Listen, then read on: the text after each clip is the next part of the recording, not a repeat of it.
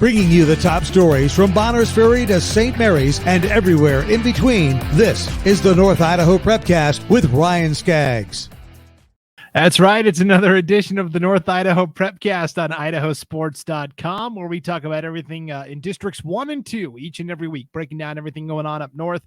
Brandon Baney is always joined by Ryan Scaggs, and if you are listening to this, you can get the audio-only version at IdahoSports.com and wherever you download your podcasts. If you're watching the video version of this Prepcast on the IdahoSports.com YouTube channel or our Facebook page, you'll see that Ryan was still sipping some, I assume it was coffee, might have been tea. No, it was coffee. Yeah, a little pre-show coffee. I got to keep it rolling. I got to approach my pod a day. Yes, we're between my wife and I, we're a 2-pot household each morning. So yeah, no, I've been it's cold out. We should be. I think they said by this time next week we might have a foot of snow on the ground. So yeah, it's just one of those mornings I kind of got to a slow start and had to get my my go juice in. As soon as we're done recording, I think I'm going to go refill my cup actually. So yeah, I mean, if we could pick up a sponsor, I would say Yeti mugs would be one of. I would take some free merch. Yeah, no doubt for sure. So, yeah, the nice thing is, myself, Ryan, you work from home, so it's nice to be able to only have to walk a short distance to get the coffee and not have to talk to anybody. When you're in an office, good stuff, yeah. When you're in an office, you got to make all the rounds and hey, how you doing, and all that other garbage, right? Yeah, exactly. Yeah. No, yeah. All right. Definitely. Well, what isn't garbage is what's going on up north in the winter sports. I mean, across the board, every single sport has standout teams, individuals. And I wanted to start with wrestling this week because we talked about last week how wrestling up north is generally really strong. And you singled out a particular individual from Coeur d'Alene and had a really solid week. Yeah, Rylan Rogers. Just a shout out to him, a great kid and just a hardworking, very humble kid. And he went back east down to Ohio last weekend and wrestled in the Walsh Ironman, which is one of the most prestigious high school tournaments in the nation. It only takes top individuals, not necessarily teams. So he competed and he has committed to the University of Michigan for wrestling, but ended up taking runner-up in his weight class at the Walsh Ironman and had a great finish, and he was a state champion last year for Coeur d'Alene. Obviously, we'll look to repeat again this year. I would put money on it, but he's just a great individual and a kid that just works super hard and helps, almost like having another coach in the room too for the Coeur d'Alene team. So, congrats to him. That's an amazing accomplishment to take second at that tournament. Yeah, and you mentioned the commitment to Michigan. So for fans that maybe aren't diehard wrestling fans like us, Ryan, the Big Ten in wrestling is like the SEC in football. All the power programs, all the national championships are coming from the Big Ten. So that's like the top level of competition collegiately as well. Yeah, and he was getting looks. I mean, Oklahoma State's where his cousins both wrestled. Jordan and Chandler Rogers. I don't know if you're familiar with wrestling in the Northwest. Those names would ring a bell. But yeah, the Cowboys couldn't land him, and he went to Michigan and made a great decision. Wrestling in the Big Ten is, like you said, I mean, that's as top as you can get as far as conferences in the country for competition. So he'll be wrestling the likes of, like the Iowas, and Wisconsin's got a great program. Ohio State's got another great team. And Penn State, obviously, we know all about them too. So he'll be tested week in and week out, and he does wrestle for some national teams too. So maybe that works its way into Olympic competition someday. We'll see. Hopefully, that wouldn't be out of the question. But just a great kid and a great athlete. So congrats to Rylan. Yeah, we had our first wrestling coaches poll of the season come out late last week. I think each week it's going to be released probably Thursday or Friday. So keep checking back to our website, IdahoSports.com, for that. In the first poll of the year, results are kind of skim, kind of scarce. So I think that a lot of it is based on how did teams do last year. So it wasn't a big. We'll know a lot next week. Let's put it that way. There's a huge tournament up here this weekend, so we'll know a lot more. Well, we definitely will know a lot more because up north it's been a lot of duels and 5As versus 4As early on and stuff like that. Meridian was the top team in the 5A wrestling poll because they're the defending 5A champions. But when you look below the surface, Meridian is a team that lost a lot and they're struggling a little bit. So I don't anticipate them being number one much longer. Post Falls was second. Coeur d'Alene was fourth. What do you think about those two teams and where they're at? It's kind of interesting too because you look at the coaches' rankings and sometimes they go based off of dual meet teams versus tournament teams. Post Falls is a really good dual meet team just because they fill every weight class and they fill it with quality kids. I think Coeur d'Alene could be a sneaky tournament team this year just because of the quality guys that they have. Maybe not at every single weight class, but the ones that they do have that are good, they're going to have top 3 finishes. They're going to be podium guys. So, you can look at the rankings and be like, oh yeah, so-and-so beat so-and-so in a duel. That doesn't mean much because that team could have had, 5 hammers in their lineup that all got pins. But they were the only ones to score 35 points for their team in the duel. It's so you get in the tournament though, they could be scoring 179 team points or plus. So I think Coeur d'Alene could be a sneaky team. I say that they're going to finish in the top 3 at state this year, just with what they have in the lineup right now. Obviously, injuries can change things. Post Falls, I look at them and they're good. And Coach Reardon does such a great job with his team and the little guy program there. Continues to feed quality kids into that program. They get it by numbers, man. They show up and they've got 2 kids in every weight class from 106 up, maybe 98 pounds. They might even have 2 guys that hit the podium there. So I see Coeur d'Alene and Post Falls. They're both going to be top 3 teams. The battle's going to be Kuna and Meridian. Rocky's floating around out there too down south, but Kuna could be a sneaky team as well. Yeah, could you explain that for our listeners that maybe aren't as tuned into wrestling? And sure. I'll admit that I'm learning things about wrestling. My high school didn't have wrestling. All we had was basketball. So growing up, I wasn't exposed to wrestling like a lot of people up north are. But there seems to be 2 strategies when it comes to getting to state. There's the quantity, which is like sheer numbers, which Meridian had last year. That's why they won. But then there's also quality. If you've got 5 guys that are going to be at the top of the podium, you have a chance as well, right? Yeah. You get guys that are placing in the top, 4, they're going to get more team points, obviously, because of the higher finish. But the blood rounds is really where, so I think state championship teams are made. And so if you've got more guys that are going for 5, 6, 5th, 6th place finishes at state, that are getting to the second day, it just helps your overall team score because you're, the single digit points or the half points and everything. State championships have been decided by half points before. So, getting those extra guys to just finish with the win at maybe 5th place can be the difference. Getting 2 or 3 of those guys on your roster definitely can set you apart for sure. Yeah, it's going to be really fascinating to chart the teams up north. There were no other teams up north that were ranked in any of the polls, 4A, 3A, 2A. That'll change. That. Yeah, I think Lake City was floating around out there. They were lurking. Lakeland was kind of on the outside looking in too. I talked about Moscow earlier. I think they're a team that could turn some heads this winter as well. So it'll be interesting to see with Tri-State coming up this weekend. We're really going to see how good is Coeur d'Alene, how good is Post Falls, how good is Lakeland, because they're going to be tested with a lot of these Washington and Montana schools coming in and a couple Oregon schools too. So it'll be a great tournament. I'm looking forward to it. I'll be there Friday watching some wrestling. So down at North Idaho College. Yeah, this is going to be a lot of fun. I know Post Falls has already ventured into Montana, I think, and done pretty well. Lakeland was there last night. Yeah, they wrestled, I think, Big Fork and Libby, if I'm not mistaken. So yeah, how many teams, like for fans that don't know, this is one of the biggest tournaments of the regular season, right? There's going to be, I think it's 30 plus teams that show up that bring lineups. So, it's a good healthy size bracket. If it's not 64, I want to say it's 32 man brackets. So they'll probably have a few pigtails to get into the tournament too. So, which if you don't know what a pigtail is, it's like a wrestle-in. So think of it as like the play-in games for the NCAA tournament. You're there, but are you really in the tournament yet? So there'll be probably a few of those matches to get into some of the weight classes too, just based on numbers. But it is one of the most prestigious tournaments in the country, not just Northwest, but it's the quality of wrestling that's there is really outstanding, and they do a great job running it. North Idaho College does a great job hosting the event, and that place gets crazy Saturday night for the finals. That place goes nuts. It's a really awesome atmosphere. Yeah, I know that Idaho is ahead of Montana in terms of talent in wrestling and teams, but where does Idaho compare to Washington?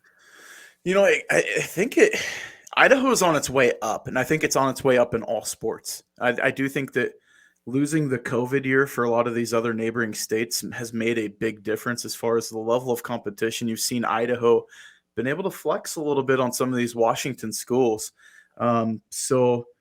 Washington historically was probably a top 10 state in wrestling. I mean, their state tournament's one of the biggest in the country. They'll have 24 mats on the floor of the Tacoma Dome. And if you've never seen it, it is awesome. It's an incredible experience. I've been fortunate enough to coach there at the state tournament.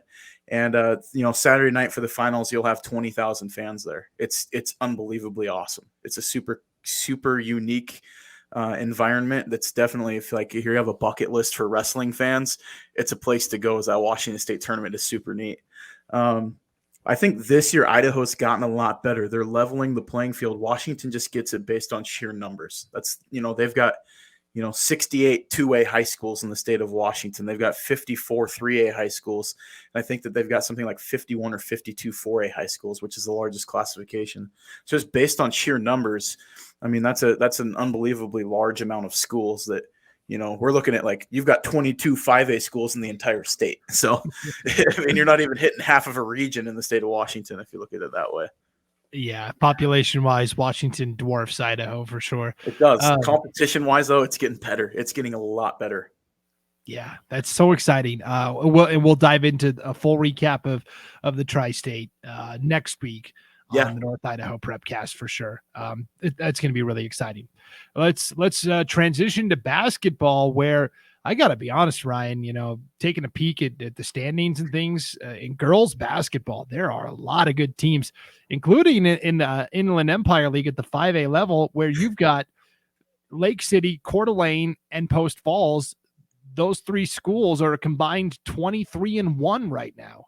That is a gaudy stat right now. And what's good in girls is probably equally good in boys too right now, I'd say, in North Idaho. But girls basketball in North Idaho we talked about it in that preview show that it could be the creme de la creme, I guess, of teams. We could have legitly, the crazy part about this is that you might get one, maybe two of these teams out of North Idaho into the state tournament out of the 5As. So, you're looking at Lake City, who's undefeated. Coeur d'Alene's undefeated. Post Falls has a single loss. One of those teams isn't going to be making the state tournament. I mean, that's the part that's just it's crazy to me. But that just says a lot about the level of competition. I mean, that league is not a lot numbers wise, but the depth there is crazy. And what we've been able to put the hurt down on some Greater Spokane Lake schools so far this year. So it's been really competitive. And the poor 4A teams, man, they're 6-17 right now combined. So they're taking some lumps from those 5A schools. Yes. And that will, that'll be interesting. And we could talk about it as we get closer to state tournament time. But I think that could negatively impact those 4A teams in terms of their max preps seeding at state. But yeah. And that's the unfortunate part about playing that 5A, 4A combined league. But I mean, you just had to do it for scheduling purposes. You couldn't really get around it. I don't know if they've always done it that way, but since they've implemented it, it does hurt the max preps entering the state tournament. You're only going to get a single bid. And you're going to probably be the 8 seed when you go to state. I mean, you're going to be 7 or 8 just based on record alone because of, this, I don't want to say beat downs, but Lake City's been putting the hurt on some teams right now. So, you'll be better for it being battle tested, yes, but I don't know what it does as far as, it doesn't make your road any easier once you get to state. Yeah, for sure. And by the way, those 5A schools aren't just beating up on the Spokane schools, but Meridian, Rocky Mountain, and Eagle all came up and played Post Falls, Lake City, Coeur d'Alene, and they went 9-0 against the Boise teams. So I mean, that's impressive as well. Well, we're gonna have a new segment each week here on the North Idaho Prepcast, Ryan. It's your power rankings, so to speak, but we're calling it the Who North can I Idaho. make the most angry? I love generating the conversation. That's what I love. We're going to call it the North Idaho 9, and these are your top 9 teams, regardless of classification, in North Idaho right now, as of today, the way you see it. So let's go ahead and pull up, since we're talking about girls basketball, your North Idaho 9 for girls hoops. And again, if you're watching the video of this on YouTube or Facebook, you'll see it at the bottom. Otherwise, we'll just go over the list for the audio-only listeners. Yeah, so I got Lake City number 1, Lapwai girls at number 2, and that's, I mean, they're doing a great job. The Wildcats are having a great season for both boys and girls. This can change throughout the year, obviously. I think is, depending on what happens down in Las Vegas with Lake City and Post Falls heading down there, it can definitely change some things. I've got Post Falls 3, Coeur d'Alene 4, Timberlake and Kellogg are 5 and 6. I mean, that's a dogfight of a conference. We talked about that in the preview show. It's like 1A and 1B. Grangeville at 7, Kendrick at 8, and Wallace is my sneaky team. I like the Wallace girls team coming in there at number 9. Having a great season so far. Yeah, Wallace is off to a great start. The thing that stood out to me as I analyze your picks here is Kendrick at number 8. I know. I'm going to get some Tigers fans are like, you were so high on us a week ago, and now you're like throwing us under the bus. Yeah. Well, so take us through it. Take us how you got Kendrick at number 8. I'm going motivation factor. I don't want to get complacent. No, I do. I think that Timberlake girls team, they're young, but they're finding their paces. I just think if they got in a head-to-head battle, it would just be based on numbers. It'd be, I would say, fairly overwhelmed with Kendrick just based on the numbers of team. Kendrick's played, a decent schedule. They don't really get the luxury of playing a ton of other competitive schools from Southern Idaho just due to when the schedules come out and travel and everything with winter. So, Timberlake's been tested so far early on in the year. So is Kellogg. Both those teams have come in and been really solid. Grangeville as well. I mean, they're playing a tough schedule, are the Bulldogs, and they've been able to beat some good state caliber teams. So I just have Kendrick back there on the back end. We'll see what they do as they go progress through the year. If they're undefeated, they're gonna work their way up. But Lapwai, I look at them and they've been tested a little bit earlier in the year, and they've been able to really show up. Let's put it that way. They've had a couple of league games that they've put the bootstraps to other really solid teams like Prairie. So, I mean, that's kind of where I'm at for the moment, just because I see Lake City and Post Falls. Coeur d'Alene's a sneaky team too, because we haven't really even talked about them and what they've done so far and what they're going to do as things move forward. But that'll change throughout the season. So this is our first ranking that we kind of threw out there based on what's presented itself earlier in the year. Yes. It's crazy to me. The girls basketball coaches poll came out and Lake City's at number 2, which makes sense. Coeur d'Alene was ranked last week and they're not ranked this week, and Post Falls is ranked. And I'm like, the Vikings are undefeated. What happened here? Like, what do we have to do? We can't get any respect. Yeah, I have to go back to Rodney Dangerfield. But, I think it'll all shake out how it's supposed to, obviously, the more you play. But Christmas time will have a lot to say with what happens in the rankings. Yeah, so you mentioned it. Lake City Post Falls are going to the Tarkanian Classic in Las Vegas, named after the late great Jerry Tarkanian, who coached UNLV for so many years and would chew on the towels on the sideline. And great event every year in Las Vegas. This is like the premier tournament in the Western United States. Yeah, you have to apply to get in. And they're only taking the best teams. Joe Schmo University can't go play there. It's reserved for the best teams. Lake City is going to play in the toughest bracket. There's 16 team brackets, and they are playing in the toughest one. It's called the Diamond bracket. Diamond bracket, yeah.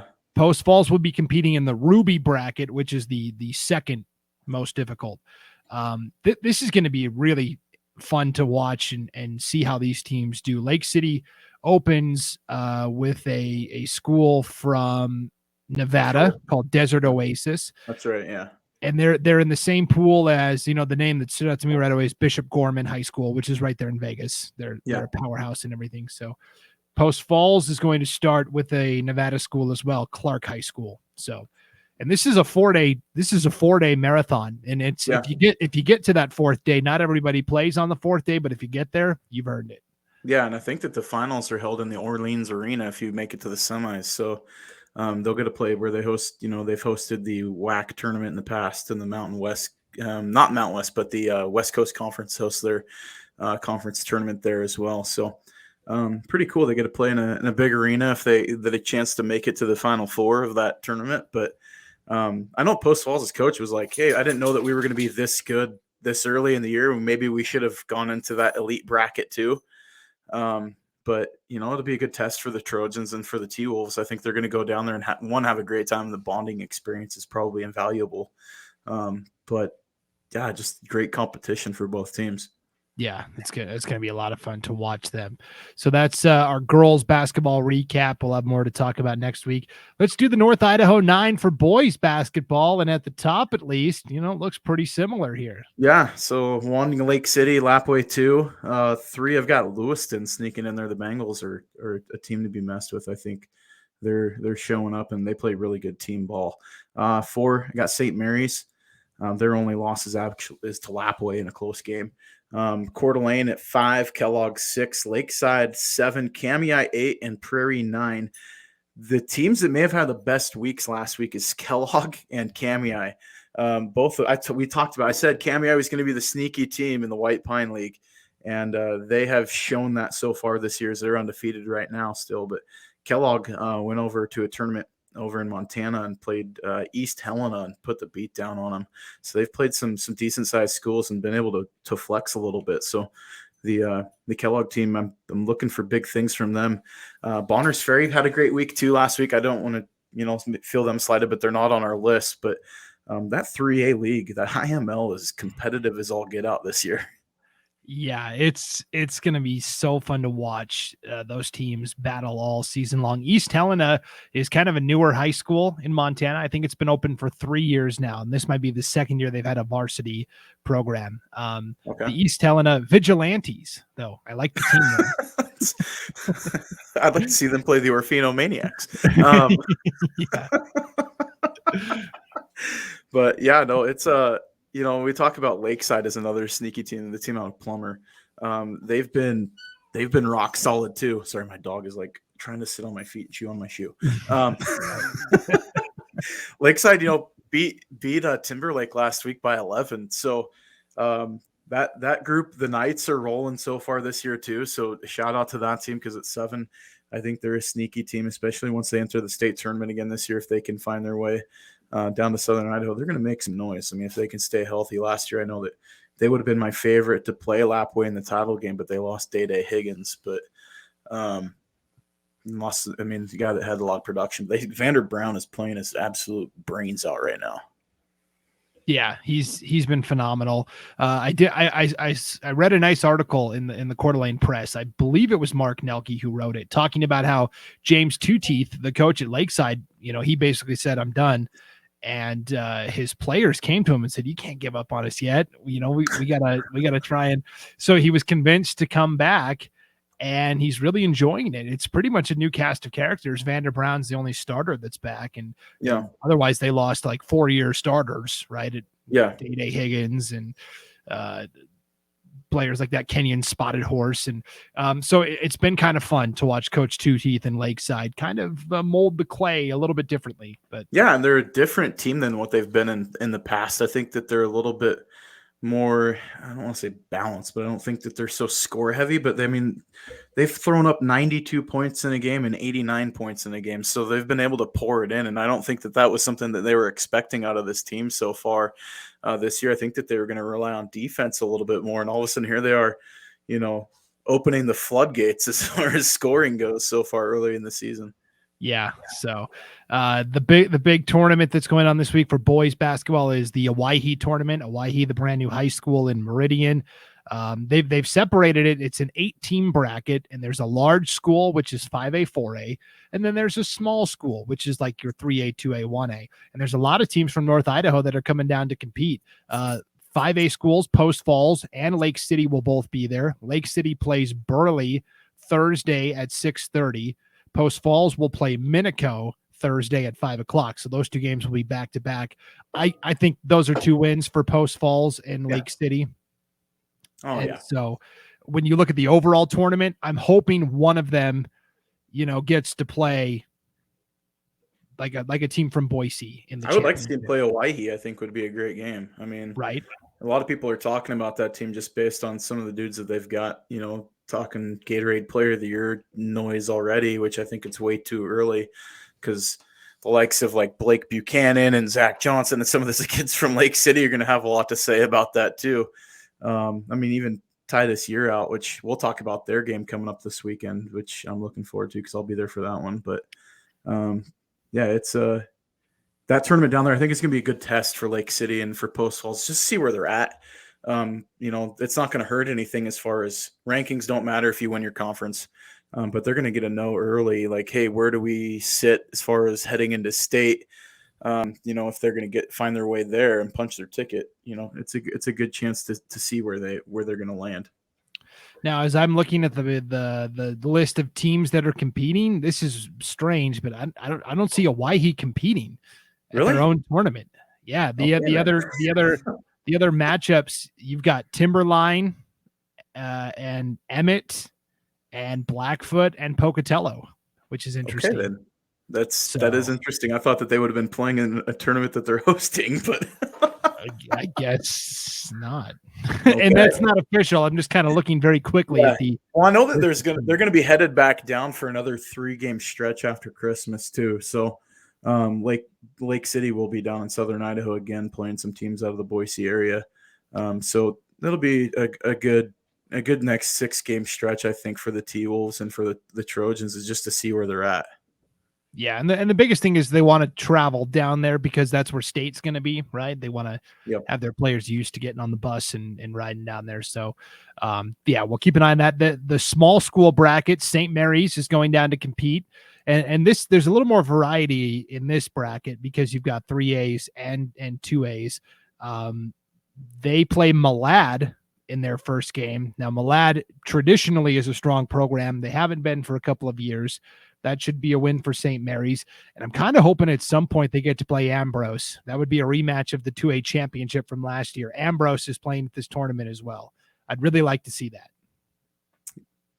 Yeah, that Archers team is solid too. And so being able to see St. Mary's get back in there, we've already seen them testing against Lapway, and I think that was a good test for them. St. Mary's comes back and beats Lakeland, and I think they beat, that was Kellogg that beat Sandpoint, but I know for sure St. Mary's beat Lakeland, and beat Bonner's Ferry. So the Lumberjacks are rolling right now. They're playing some really great basketball. But yeah, if they get a chance to play the likes of like Ambrose down there, is a great early season test to just kind of go, so here's what happened. This is what went right. This is what went wrong. If we're going to kind of expect to find our way down here again, this is where we need to finish and need to work on things and, not have to rely on 38-foot buckets from Colby Renner at the buzzer necessarily. So, right. And I will say that IdahoSports.com will be video broadcasting all of the small school games. So St. Mary's fans can tune in and watch their Lumberjacks all weekend long. They will play Thursday at 5:00 against Malad. And then depending on whether they win or lose, determines when they play Friday and Saturday. But so all 3 St. Mary's games will be covered on IdahoSports.com, live video coverage, totally free as well. Fantastic. That's awesome. Yeah. So Lumberjack Nation, spread the word. That's going to be a lot of fun. Okay, let's wrap up the show today. Oh, well, our boys basketball conversation is not complete yet, right? Not quite yet. We've got to talk about this game, this non-conference game that's happening Saturday at 1:30 p.m. at Coeur d'Alene High School. The 5A Vikings hosting 1A Lapway. I'm stoked about this game. I really am. This is unprecedented. Yeah. This is unprecedented. Yeah, Coach Eastman from Lapway just threw it out there. He's like, somebody play us. Like, we don't care what classification. They played up against a 2A team. Last year they played Lakeland in the 4As. Coach Eastman's like, this is what we've got. You know who we are. Like, you know where we've been. Somebody play us. We don't care who, anytime, any place, anywhere. Let's do it. And Coeur d'Alene answered the bell. So, props to the Vikings for stepping up. And I think that, they're going to give the fans what they want to see. This is going to be an awesome game. And it's kind of a different – they're two really different teams, which I was going to kind of like lay out some keys to this game because I think that, the Vikings – I don't want to say like – who would ever say like a 5A team could be considered an underdog against a 1A team? And I mean, but you can also say like Lapway is the underdog because they're the 1A team playing a 5A team. But, this is like Indiana style basketball where it's one classification. It doesn't matter. Let's just throw haymakers and see who wins. But if Coeur d'Alene can get Lapway in foul trouble and get to their bench, it's going to sway in the Vikings' favor, in my opinion, just because they do have size. If Lapway is going to win, they're going to get Coeur d'Alene into the transition game and just turn it into a track meet. If they can go up and down the floor, it's gonna sway in the favor, I think, of the Wildcats, just based on what Titus Yearout can do. Cross Taylor shooting from the perimeter. Ellenwood Jones, he does a great job distributing the ball, especially in transition. You get that team running.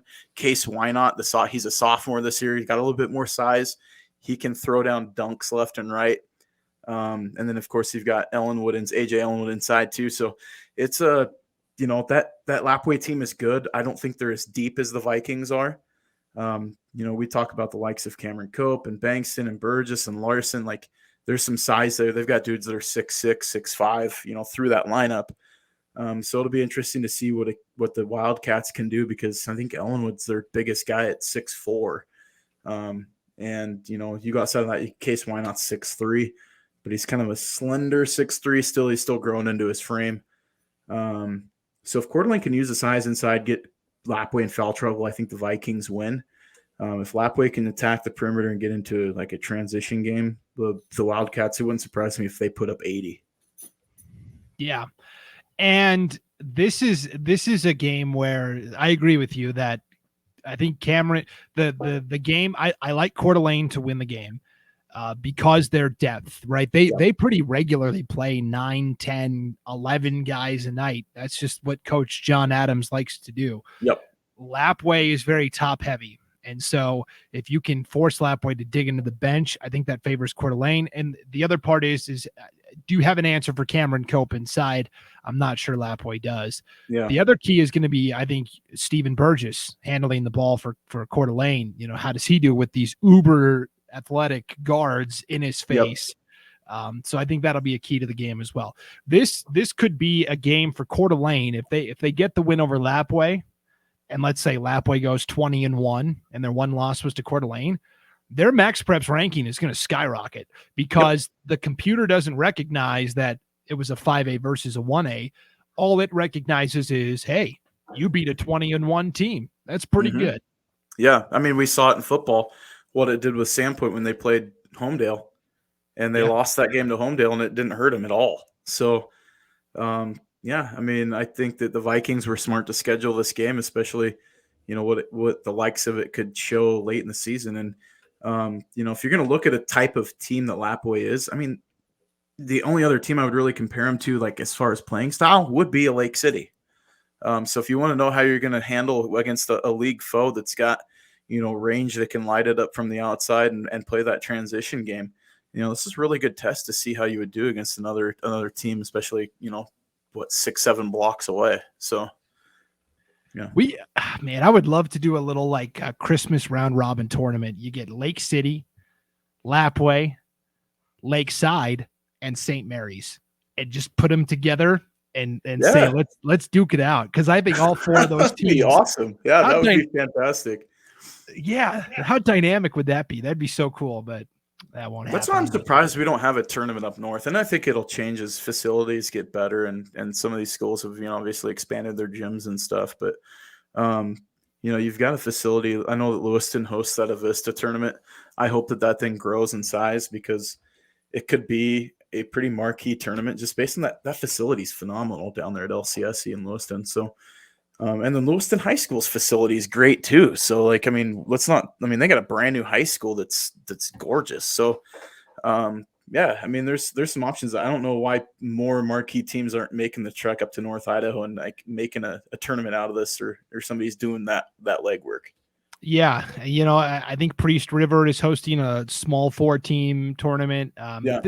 Spokane hosts a lot of tournaments, and so it's easy for those teams to just go 30 miles to Spokane and compete there. But yeah, that's what we're keeping an eye on for boys basketball this week, and we'll of course recap all of that exciting action on next week's Prepcast. Before we duck out, Ryan, today we're recording this on Wednesday. Today is the early signing day for college football players, and I know there's a lot of good players up north. Yeah, so I mean, just the early ones that have kind of filtered in so far. The big one, obviously, we were kind of waiting on was where was Cameron Cope going to go from the defensive end from Coeur d'Alene. Signed with the Weber State Wildcats. They're sneaking into Idaho again and stealing another top player. So, that's a great accomplishment for Cameron. I mean, he's a great kid and a great player, and going to an awesome FCS team. I mean, that Weber State team has really taken some of we talked about it kind of off air, but the creme de la creme, or the better of the Idaho players are really sneaking across the borders and leaking out of the state if they're not going to BSU. And so, congrats to the Wildcats to land a really good kid, because that's a big signing. He's going to go join Ammon Munier down there.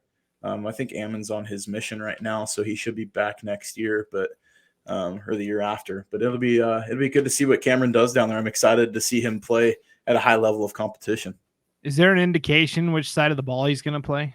He's going to play. They signed him as a D end. D end. Okay, yeah. That's what I figured. But I'm kind of salivating, like picturing. Just imagine like having a 2 tight end set with Cope and Munier as your. That would actually be pretty awesome. That would be super cool. Yeah, that'd be pretty awesome. And I think the D end at the college level does fit Cameron's game better, because he is a little bit more physical. And we know that he's gonna put some mass on that frame too. He's 6'5", 220. I wouldn't be surprised to see him in the 250 range within a year or two. But and another signing locally is Gunnar Julio signed at Carroll College, so they're cleaning up, and so did Wyatt Sanford. So 2 Coeur d'Alene Vikings headed up there. The Saints are getting some local talent. They've been stealing some dudes here and there over the last couple of years, and for what was at a time they were rock solid NAIA school. I think the level of competition has leveled out a little bit, but between them and Rocky and some of those other schools, the competition is definitely, the playing field's leveled. But and then Clark, the wide receiver from I'm totally spacing it, from Post Falls, signed at Whitworth. So it's I lost my notes for a second. I was like looking at the Twitter feed this morning before I popped on here, but that's all right. Was it Carson Tucker? Sorry, Carson Tucker. There we go. From Post Falls. Yeah. Sorry, I wasn't trying to sell out the other guy. Leaking some information that didn't take place. Yeah, there we go. But yeah, Carson Tucker signing on with Whitworth is another good signing. He's gonna go play some NCAA D3 ball. So good for him and for that program, for Post Falls, to get another kid playing to the next level. Yeah, Weber State is kind of putting together a nice little class with Cameron Cope, and they signed Tiger Adolfo, the quarterback from Rigby, as well. Yep. They're getting a nice. What are the Vandals and Bengals doing? Idaho and Idaho State, what are you doing? I'm looking right now at the top recruits in the state of Idaho. There is one that's going to one of those 2 schools, and that's Bryler Shirtliff from West Side going to Idaho State. What is going on? I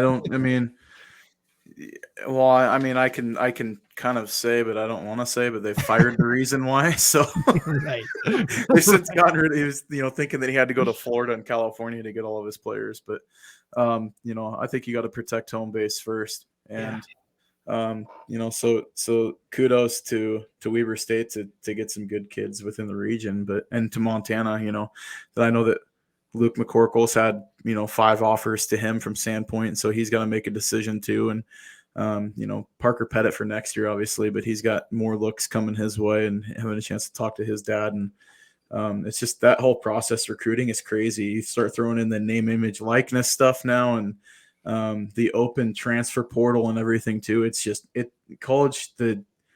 We could do a whole show on college recruiting now, because it is a different animal than it was when I was 2003 graduate coming out of Clarkson High School. I think that's going to be one of our maybe springtime or off season. We'll bring Craig Shaver on again. Yep. and talk about it, because he's pretty heavily involved in that circuit as well. So yeah. All right. Well, that'll do it for now on the North Idaho Prepcast. A lot of good stuff as always, and there's going to be plenty to talk about on next week's show as well. St. Mary's fans, tune into your Lumberjacks at the Waihee Tournament Thursday, Friday, and Saturday, live on IdahoSports.com. Otherwise, whether you're at the Tri-State Wrestling meet or at basketball, if you're at that Lapwai Coeur d'Alene game, wherever you're at. Updates. Yeah, I'll have updates on my Instagram and Twitter feed. So Instagram is at North Idaho Game Night, and then on Twitter is at N Idaho Game Night. I'll have pictures and updates from both Tri-State and from the Coeur d'Alene Lapwai game.